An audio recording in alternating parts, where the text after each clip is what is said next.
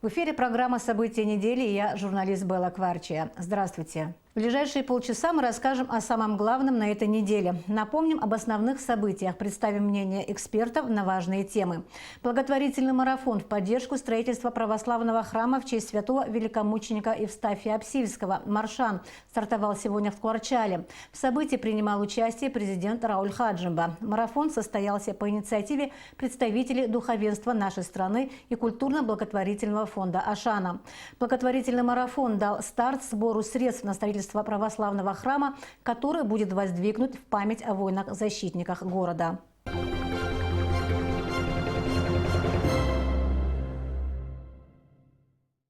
Министерство иностранных дел Республики Абхазия выражает серьезную озабоченность в связи с началом очередных широкомасштабных военных учений стран НАТО в Грузии «Достойный партнер-2018», в которых будут задействованы более 3000 военнослужащих, тяжелая бронетехника и авиация. В МИД Абхазии убеждены в том, что перманентное наращивание военно-технического потенциала Грузии напрямую угрожает национальной безопасности Республики Абхазия и подрывает основы мира и стабильности во всем регионе Южного Кавказа. МИД Абхазии особенно подчеркивает, что политика стран Западной коалиции, направленная на оказание всеобъемлющей военной помощи Грузии, способна спровоцировать очередной виток напряженности в регионе и наносит серьезный ущерб работе существующего международного формата, направленного на урегулирование конфликтов с Грузией. В качестве симметричного ответа на деструктивные действия Грузии и ее западных партнеров абхазская сторона намерена интенсифицировать военно-технологическое сотрудничество с Российской Федерацией, говорится в заявлении внешнеполитического ведомства Абхазии. Министр обороны Мираб Кишмария представил президенту Республики Абхазия Раулю Хаджимба кандидатуру начальника Генерального штаба Вооруженных сил Республики Абхазия генерал-майора Василия Лунева. Президент отметил, что работа по укреплению обороноспособности страны получит продолжение. Мы продолжим те работы, которые были в предыдущие годы с руководством Министерства обороны, с Генеральным штабом. Надеюсь на то, что вы очень быстро вольетесь в коллектив и работы, которые проводятся Министерством обороны в части обеспечения безопасности и по взаимодействию с представителями российской военной структуры, которая находится здесь. И непосредственно ваши задачи будут соприкасаться с решением всех тех вопросов, которые стоят по теме усиления этого взаимодействия. Будем развивать дальше наше стратегическое и оборонное сотрудничество. Непростое время нам приходится работать, но мне кажется, что самая главная задача любого министерства обороны – это обеспечение мира. Поэтому вижу в этом главную свою задачу. Президент Республики Абхазия Рауль Хаджимба посетил детский оздоровительный лагерь «Авейпща», организованный Министерством образования и науки совместно с Фондом социального страхования и охраны труда на территории Рицинского реликтового национального парка. Президент пообщался с участниками, осмотрел инфраструктуру лагеря, ознакомился с распорядком дня. Подобного рода лагерь в этом году был организован впервые, и участие в проекте примут около 150 детей из разных школ республики. Репортаж Сарии Смыр. Детский образовательный лагерь «Авейпща» открылся около недели назад. 41 школьник из разных районов республики уже 6-й день отдыхает в палаточном лагере в Ауатхаре.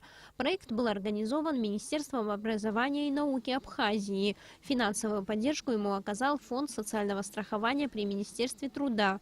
Дети обеспечены всем необходимым. Им раздали теплую одежду и дождевики. Обустроили в теплых палатках, организовали трехразовое питание. Существует специальная программа, благодаря которой ребята узнали много нового о природе Абхазии. Также были организованы походы на озеро Мзы и к роднику Ауатхара. С детьми работают воспитатели из Сухумского лицея, и повара, и медсестра.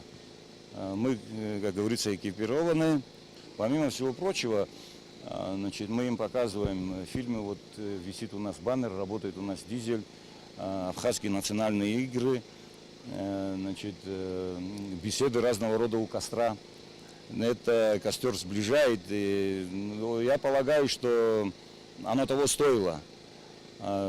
Конечно, не без ошибок этот Первый шаг, значит, нам это на будущее мы внесем, наверное, какие-то другие коррективы. Детям скучать не приходится, времени не было, признаются они. Правда, ливневые дожди немного изменили их планы. Например, поход к Аджарскому водопаду пришлось отменить.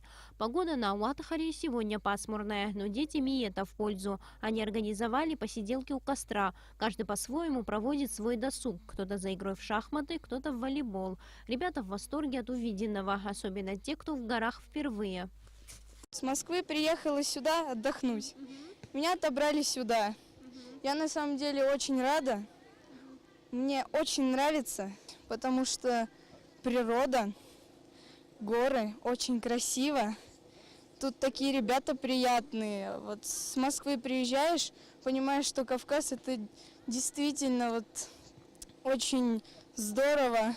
Сюда надо приезжать. Афина Шакая самая младшая в лагере, ей всего 12 лет. Она учится в Сухумском лицее-интернате. Признается, ни секунды не пожалела, что попала сюда. Девочка вновь хочет поехать в горы, но уже вместе со своей семьей. Ну, здесь красиво. Мы иногда идем в походы.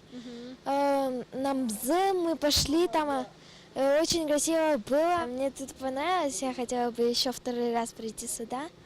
Ну, уже с родителями.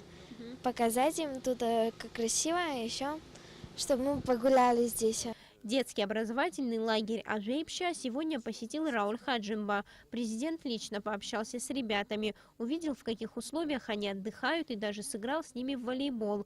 Глава государства отметил, что проектов подобного рода должно быть намного больше. Это дает возможность узнать о своей стране больше. В этих коллективах, наверное, все-таки возникают те основы дружбы, взаимоотношений людей, маленьких людей, больших наших, тех, кто их сопровождает. И зарождаются чувства дружбы. И, наверное, знания о нашей стране, которые даются им здесь, они непосредственно видят это на месте. Видят природу, здесь говорят об экологии, здесь говорят о проблемах нашей страны. Так, чтобы это было доступно для осознания подрастающих. В лагере Ажейпша отдыхают сегодня победители и участники различных олимпиад и спартакиад. Но уже завтра эта группа ребят поедет домой, а на смену им приедет другая. Первую партию мы в основном укомплектовали из числа участников спартакиады. Ну, дети уже физически подготовленные. Создали максимальные условия. Тут вот видите, и генератор стоит, воду постоянно получают, есть душевая кабина, ну, все условия мы создали. Кухня у нас, вот сами дети довольны, говорят, что очень вкусно готовят. Детский образовательный лагерь завершает свою работу 18 августа. До его закрытия планируется привезти на отдых еще около 100 детей, в основном из многодетных семей. Сария Смыр, Алексей Гухава, Абхазское телевидение. В первое воскресенье августа работники железной дороги отмечают профессиональный праздник. В преддверии Дня железнодорожника поздравить коллектив Абхазской железной дороги пришли вице-премьер Астамур Кецба и начальник госуправления по транспорту Рабистан Габлия. Об истории и сегодняшнем дне Абхазской железной дороги. Спецрепортаж Ирины Аршба. День железнодорожника. Этот профессиональный праздник работников отрасли учрежден в России еще в 1896 году и был приурочен ко дню рождения российского императора Николая I, начавшего строительство железных дорог. История Абхазской железной дороги берет свое начало с создания побережной Черноморской железной дороги Российской империи, работы по проектированию и сооружению которой начались во второй половине XIX века. Сегодня железнодорожный транспорт Абхазии переживает не лучшие времена. Когда-то эта дорога была крупной магистралью для перевозок людей и грузов к портам и курортам Черноморского побережья и Закавказья. Сейчас же железнодорожное полотно на территории Абхазии наполовину разрушено войной и фактически является тупиковой дорогой. Мы сегодня не можем планировать каких-то объемов перевозок. У нас нету погрузки, которая сегодня тоже немаловажна. Ничего не вывозится в Россию. Также мы сегодня ждем от того, чтобы перевалка порта, транзит, увеличение объема перевозок. Вот основное такое, над чем мы сегодня и работаем. Несмотря на это, объем пассажироперевозок с каждым годом увеличивается. Правда, единственным пассажирским железнодорожным перевозчиком на линии является РЖД. Все пассажирские поезда российского формирования. Летом ежедневно курсируют 4 поезда. С 1 января текущего года перевезено 135 тысяч человек. На данный момент Абхазия располагает только грузовыми составами, основная часть из которых простаивает из-за отсутствия грузоперевозок.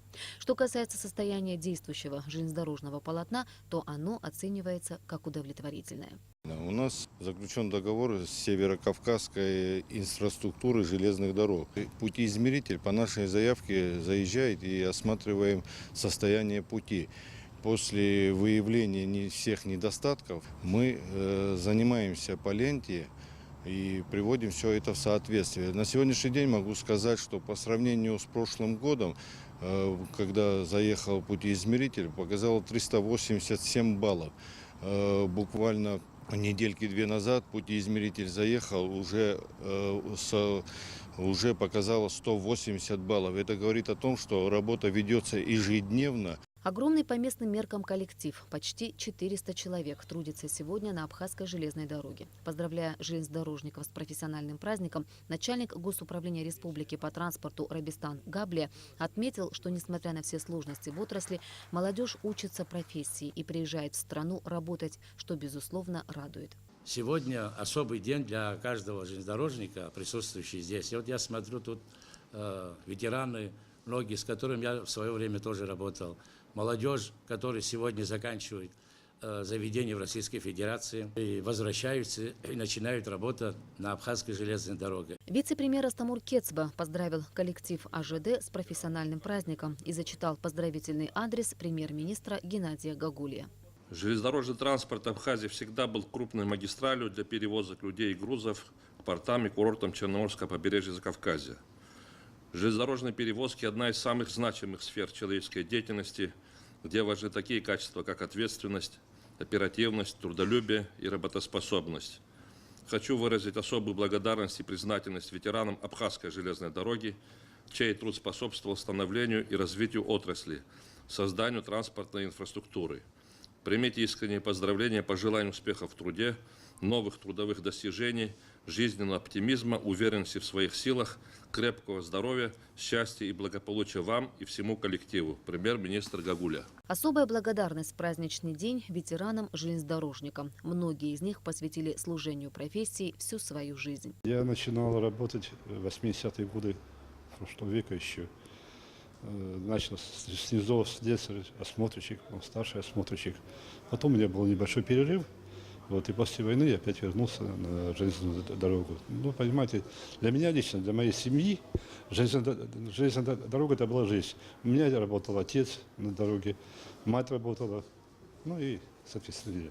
В честь Дня железнодорожника отличившиеся работники АЖД были награждены почетными грамотами и денежной премией. Ирина Аршба, Тимур Гугохия для событий недели. Абхазский государственный драматический театр имени Самсона Чанба возобновил свою работу после каникул. Августовский репертуар театра открыл спектакль «Пешком» по пьесе польского драматурга Славомира Мрожика в постановке Валерия Ковы. В театре заработает детская студия «Нарт» и театр «Миниатюр», которым будет руководить заслуженный артист республики Роман Сабуа. О творческих поисках и планах Абхазского драматического театра мы поговорили с его директором, народным артистом Абхазии Надаром Чанба.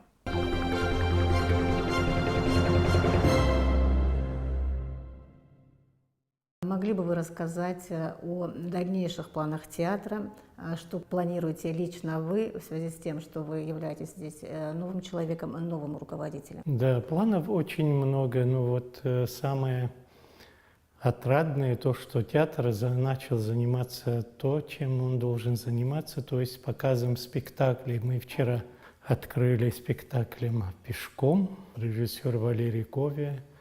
Спектакль имел большой успех. И нас это очень радует. Ну, любой спектакль должен расти как ребенок. И поэтому зрители, которые были у нас вчера, их было немало. Вот. Мы надеемся, что у них проявился интерес к театру, конкретно к этому спектаклю, и они будут еще раз приходить и смотреть, как растет этот спектакль. Планов очень много. Завтра у нас будет другой спектакль режиссера Мадины Аргун «Носороги». Весь август у нас будет насыщен. У нас 8 спектаклей в августе. В сентябре тоже, естественно, будут наши спектакли. И, кроме того, будут гастроли Адыгейского театра у нас проходить. А потом уже в конце сентября у нас будет премьера и открытие нового сезона спектаклем, премьерой, которая называется «Гумистинская баллада», посвященная нашей войне. Это автор пьесы Анзор Мукба. Это совершенно новое сочинение, его новая пьеса. Будет ставить Мадина Аргун. И вот в этом спектакле уже будут задействованы наши молодые актеры, которые к нам в этом году только что приехали к нам из Москвы, выпускники наши. И они уже задействованы. Кстати, если говорить о молодежи, они уже задействованы в наших спектаклях. Кто-то дублера, кто-то так. И у нас все возможности для того, чтобы они сразу включились в дело и проявили себя со всех сторон. Наши молодые ребята, которые закончили Щукинку и вернулись в этом году, кто конкретно попал именно в Абхазский драматический, потому что мы знаем, что некоторые из них сотрудничают с Русдрамом, и хотелось бы узнать, на штатной ли основе ребята уже устроены. Ситуация со штатами, конечно, до Нового года. Понятно, что ни в одном театре сейчас нету таких вакансий, но с Нового года они будут на штате. Но сейчас 5 человек подписали уже контракты, вот здесь лежат. Это молодые люди, которые хорошо владеют языком абхазским. Они все у нас будут работать. Замечательные ребята, 3 ребят, 2 девушек у нас. Насколько часто наш абхазский Государственный драматический театр будет радовать премьерами? Вот в оставшиеся месяцы до конца года будут 2 премьеры. Это первое, то, что я сказал, в сентябре, премьера «Гумистинская баллада», а в октябре будет другая баллада нашего 3-го режиссера Алхаса Шамбы. Это будет называться «Эпизоды по пьесам Чкадуа». Я думаю, что это тоже будет очень интересно. Это до конца года.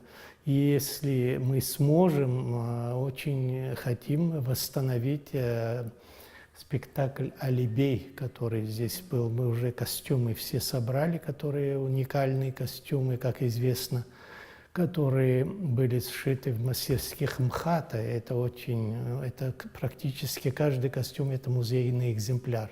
Какого года этот спектакль? Это спектакль 2009 года. Вот. И, к сожалению, Нелли Эшба, режиссер-постановщик, не дожила до наших дней. Но мы хотим пригласить из Адыгеи главного режиссера оттуда, Касея Хачагогу, чтобы он восстановил этот спектакль. Вот. То, что касается премьер, вы спросили, значит, на 2019 год у нас запланировано 10 премьер. Это немало, если добавить к тому, что какие спектакли у нас есть в репертуаре уже, и плюс 10 премьер, это хорошо, так что следующий год будет очень насыщенным. Ну, в принципе, у нас в насыщенном таком режиме мы сейчас уже работаем. У нас каждый день занята и большая сцена, малая сцена и репетиционный зал. Так что все работают, занимаются спектаклями, все режиссеры. Вы сказали о 10 премьерах. Могли бы более подробнее дать информацию? Да, конечно, 10 премьер. В первую очередь я хочу отметить, что у нас будут постановки, которые будут желанными для многих людей, потому что это будет впервые, например, спектакль, посвященный Сарии Лакоба. Пьесу мы уже получили. Это поэтесса из писателя из Адыгеи Канукова. Она уже прислала материал. Материал очень интересный, но мы еще должны посмотреть это, обдумать драматургически. Назначения конкретных на роли на 2019 год, конечно, нету пока.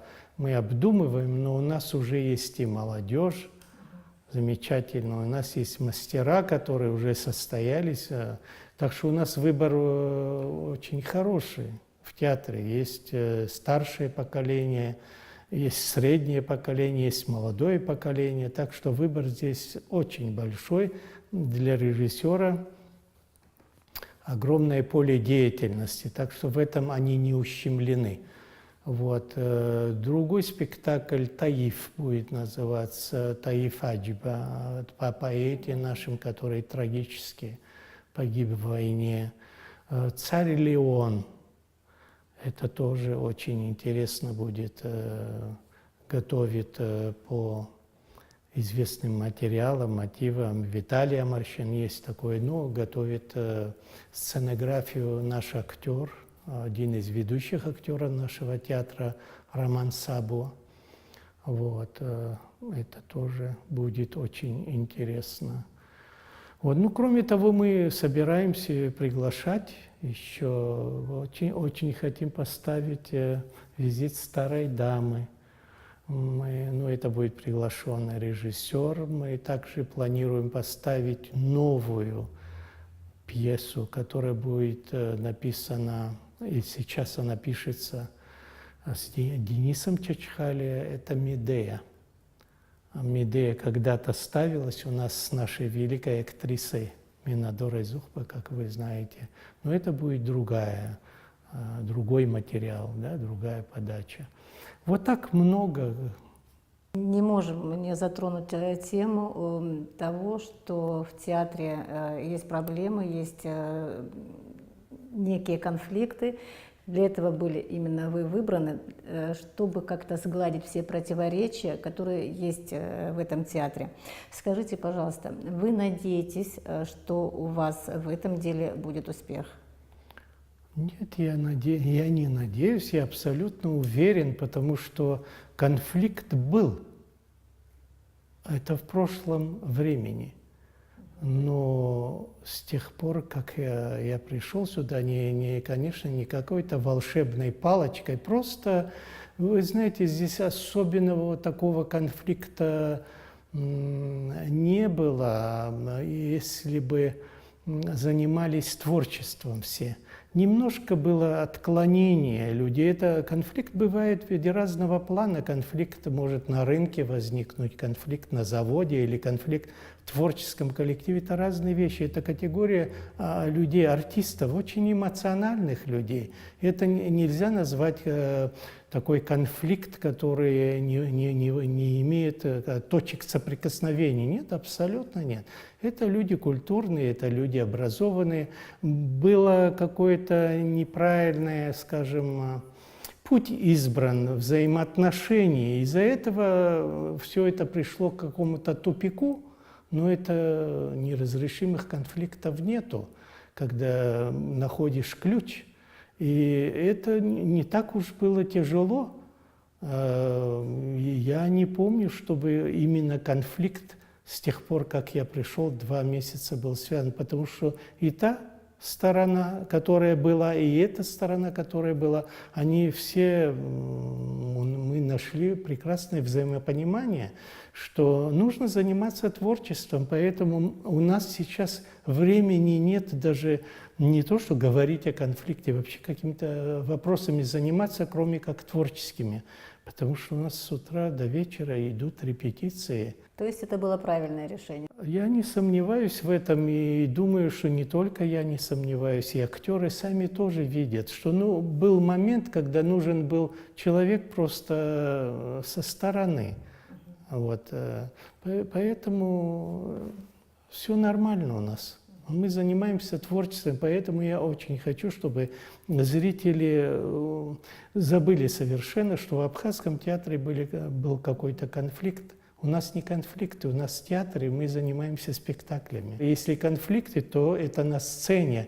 то это во взаимоотношениях актеров и все прочее. Вообще я хочу сказать, что вот этот конфликт тоже возник из-за того, что в жизни вообще артисты, люди сцены, и я сам такой же артист, просто немножко другого жанра, мы в жизни не очень хорошо ориентируемся вот в каких-то материальных вещах и все прочее. Поэтому нельзя считать конфликт в творческом коллективе такой же конфликт, скажем, в другом месте. А потом, ведь разные мнения, это не является конфликтом.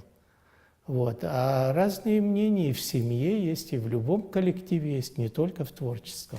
То есть вы ощущали себя хорошо с самого первого дня здесь, в новом коллективе? Конечно, это же мои братья, сестры, это мои друзья по искусству, по сцене. Они на сцене, я на сцене, я их прекрасно понимаю. Даже эмоции, когда они говорят, да, выражают свои эмоции, я прекрасно понимаю. Эльдар Викторович, вам приходится больше заниматься сейчас административной деятельностью? Вы понимаете, отдельно заниматься только административной работой, для этого меня не надо было из Парижа вызывать, понимаете? Здесь все вместе идет. И творческая работа, а творческая невозможно без организации административной работы. Так что все в комплексе, и это не только я делаю. Здесь есть масса сотрудников, которые со мной работают, и мои заместители, и Валерий Хумпович, и Тужба, новый заместитель по массам, да, Шарида. Они прекрасно работают, знают работу, и эти результаты видны, потому что это же огромный организм. Театр — это не только вот спектакль, это огромный организм, который внутри. И это можно понять, если считать, скажем, творческий состав там 50-55 человек, да, а всего-то гораздо больше. Значит, большая часть у нас обслуживающего персонала. Здесь и свет, и звук, и кондиционеры, и чистота, и все должно работать вместе. Вот тогда получается театр. Вы музыкант. И сейчас работаете в драматическом театре. Нет ли в этом для вас противоречия? Хорошо ли и уютно ли вы себя ощущаете? И такой вопрос, не будет ли, может быть, каких-то музыкальных постановок в Абхазском государственном театре? Ну, противоречия, конечно, никакого нету. Во-первых, я же сказал, что сцена есть сцена. Сцена — это зеркало нашей жизни. Музыкальный жанр, да, жанр, скажем, оперы, в который я ставил оперы, да, оперные, он гораздо сложнее, да.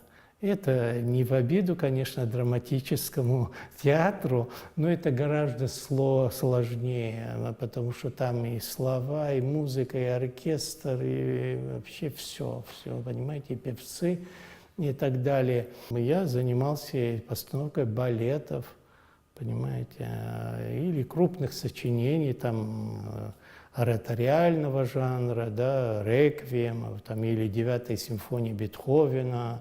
Это большие вот такие сценические полотна. Тут драматургия, конечно, с одной стороны, кажется чуть-чуть легче, скажем, да, на сцене. Но когда я говорю проще, это надо понимать, в каких это критериях, да, простоты. Это очень сложно все.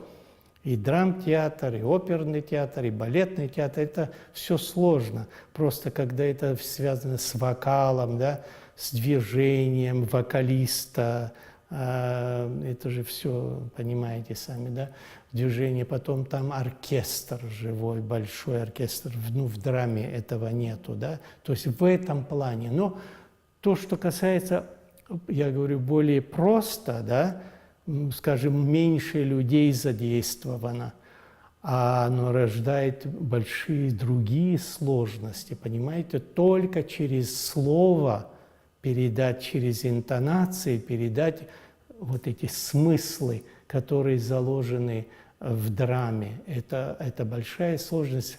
И актеры, вот я смотрю, они настолько оголены, они настолько беззащитны, это как открытый нерв, понимаете? и они настолько устают, и они настолько, самоотдача у них огромная, поэтому вот это, зная все, это ответ тому, как я к ним отношусь, могу ли я как-то отреагировать с непониманием, если актер когда-то эмоционально что-то сказал. Нет, конечно.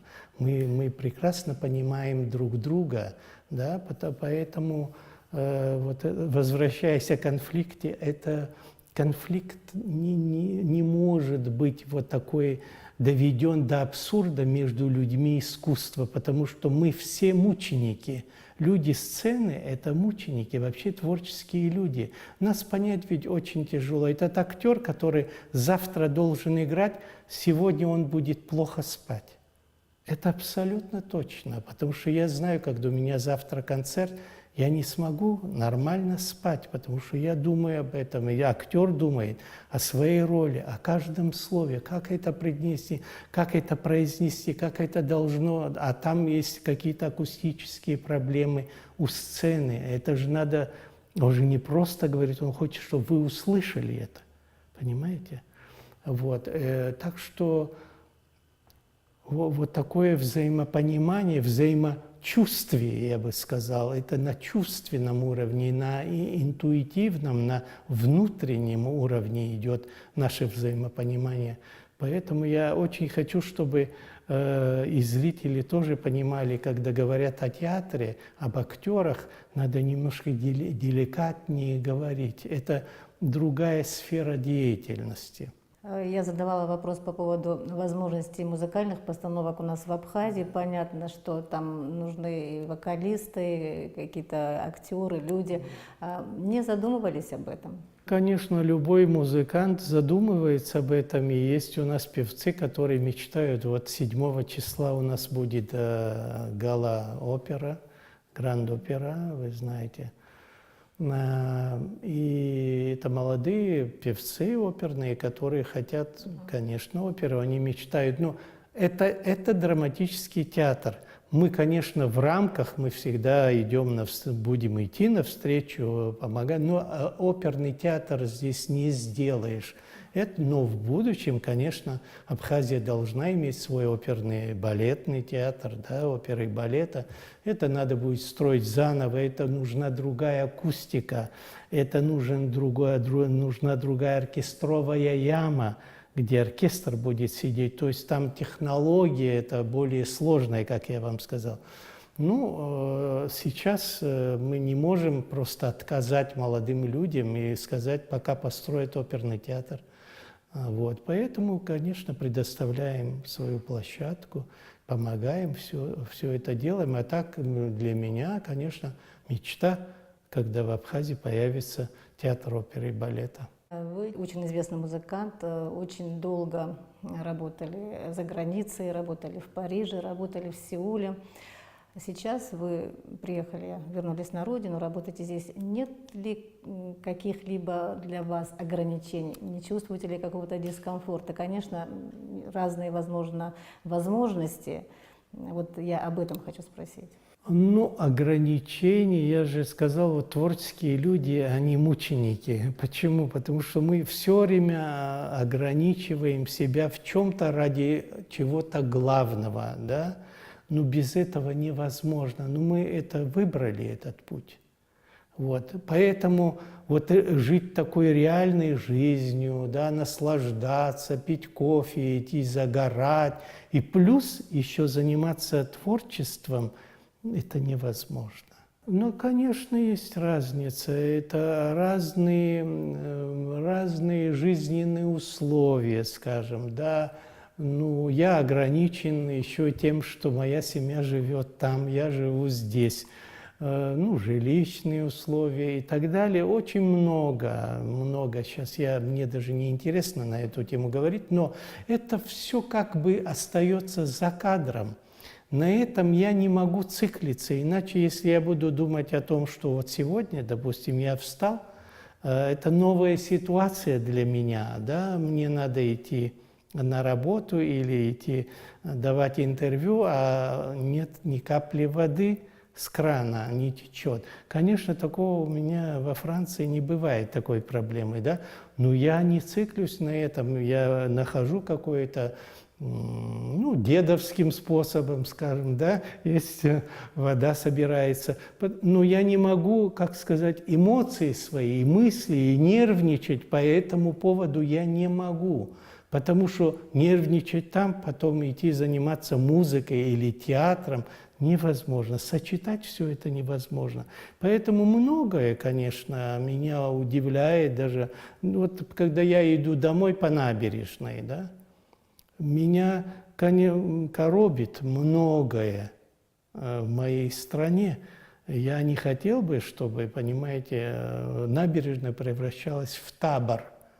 Но факт сегодня вот так. Но это надо исправлять. А исправлять как? Через исправление людей. Вот театр является вот тем местом, где люди, как в зеркале, видят себя, свои недостатки. Вот и те люди, которые были у нас вчера на спектакле, они могли услышать очень многое о нас. Ведь это пьеса польского драматурга, но она написана для людей. Это общечеловеческие проблемы, проблемы людей, которые пережили войну. Вот об этом был спектакль, и мы говорим об этом, и мы знаем, и вот и актеры, и мы, да, все зрители, когда используем мысли великих философов, да, и Древней Греции, и Востока, скажем, и современных, и европейских, драматургию, литературу, не просто самоцель много знать. Есть мудрость такая, не важно много знать, важно знать нужное.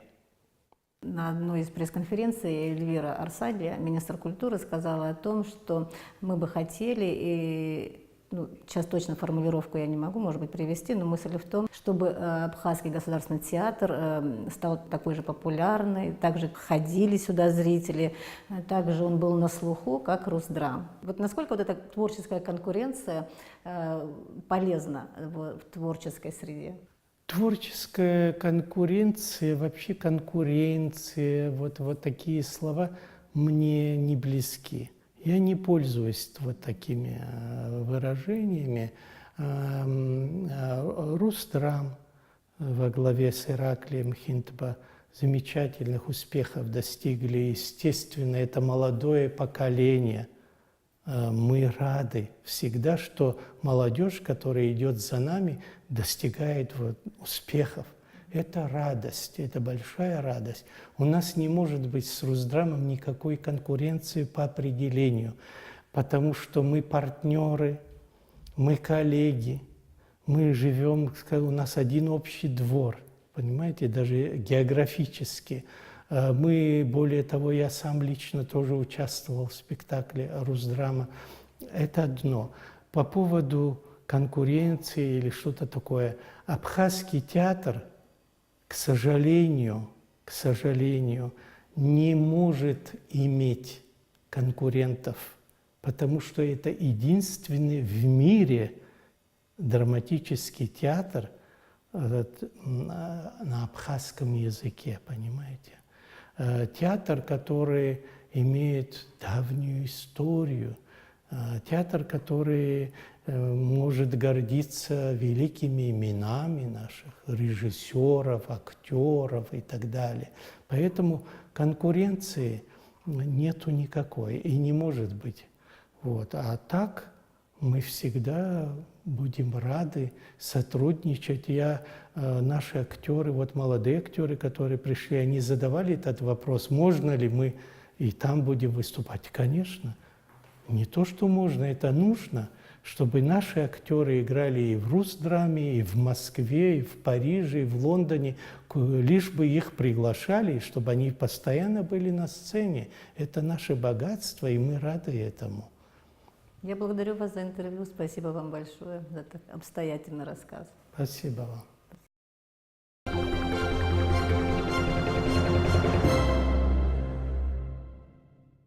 В Очимчире стартовал футбольный турнир, посвященный памяти погибшим в Отечественной войне народа Абхазии 1992-1993 годов. В турнире принимают участие 40 команд из всех сел Очимчирского района – Гудауты, Гагры, Пицунды и Сухума. Матчи будут проходить каждый день с 19 до 22 часов на 4 площадках Очимчиры. Сария Смыр о первом матче чемпионата. Открытие мини-футбольного турнира началось с возложения цветов к мемориалу погибшим в Отечественной войне народа Абхазии.